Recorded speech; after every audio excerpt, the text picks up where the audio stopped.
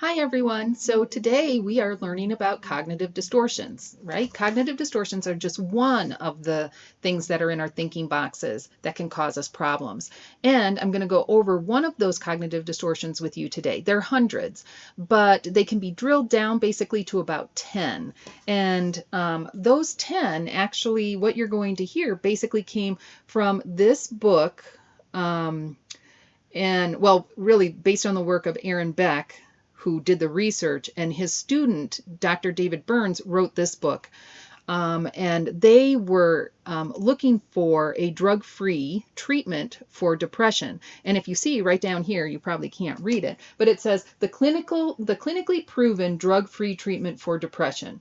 So they worked at the University of Pennsylvania to discover and they discovered how our negative thinking, our cognitive distortions, the way that we trick ourselves into viewing the world in a more negative fashion than it is actually the cause of depression, not a symptom of it, but a cause. And so it was really groundbreaking work. And I encourage you, pick this. You can get this book for $1 or $2 at a used bookstore, and I encourage you to pick it up if you're ever in one. See if you can find it, because it's well worth the money. Now, enough of that. So today I'm going to go through one of those 10, and simply because of time and attention span.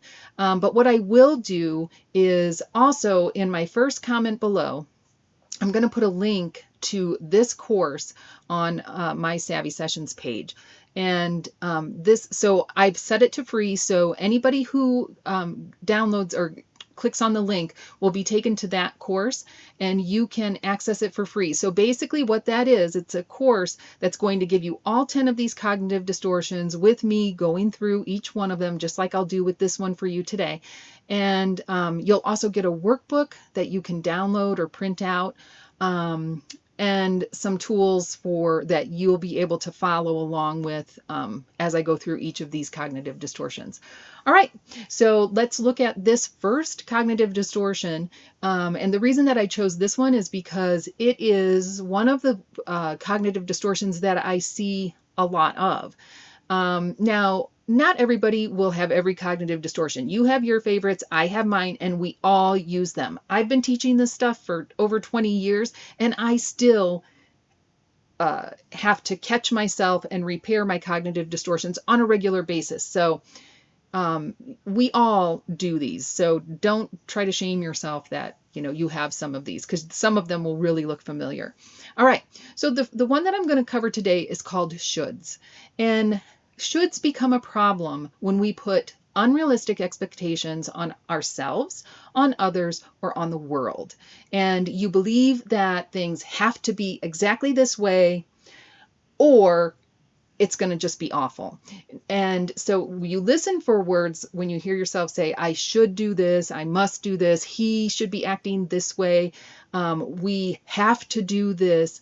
Now, just really quick, it's okay to say the word should. It's when it's an unrealistic expectation. For instance, if you look at the first example, turned inward, if you should on yourself, you feel guilty or frustrated with yourself. Like, I should have known better, or I should be exercising more, or I should have gotten better on that test, or I should have been promoted in my job by now.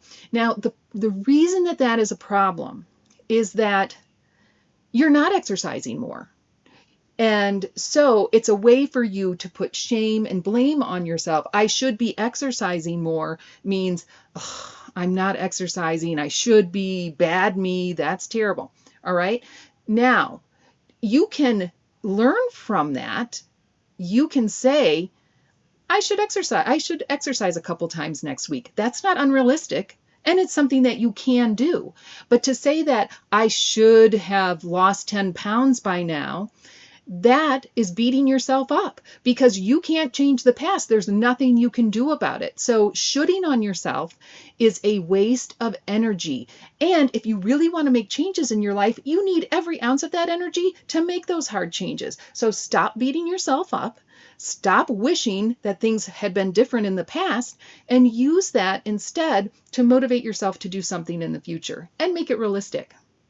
So that's when you should on yourself. If you should on somebody else, turned outward, you feel anger and disappointment at other people because they don't meet your expectations. So, same kind of thing, but you're projecting it outwards. A good friend would never make me wait 30 minutes. Right? He should be acting this way. Or if she doesn't do it my way, we're through. So each of those things are expectations that you're putting on other people, which number one, you have no control over what other people are going to do. You can influence, but ultimately they decide what they're going to do. So it's unrealistic for you to say how somebody else should act. You can say how you would prefer that they act. You can give them parameters, but how somebody should act and you're trying to make that happen, you're setting yourself up for disappointment. So if you should on yourself or you should on others, or you should on the way the world should be. The world should be this way, and it isn't. I should be president of the United States, and I'm not. And it's distressing to me every day. But it's also a cognitive distortion, so I'm going to knock that off.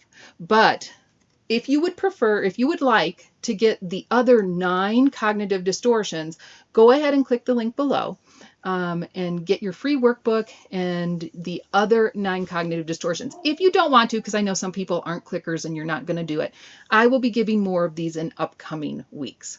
All right, it was great sharing this with you today, and listen this week for times when you should on yourself or should on others, and we will talk about it next week.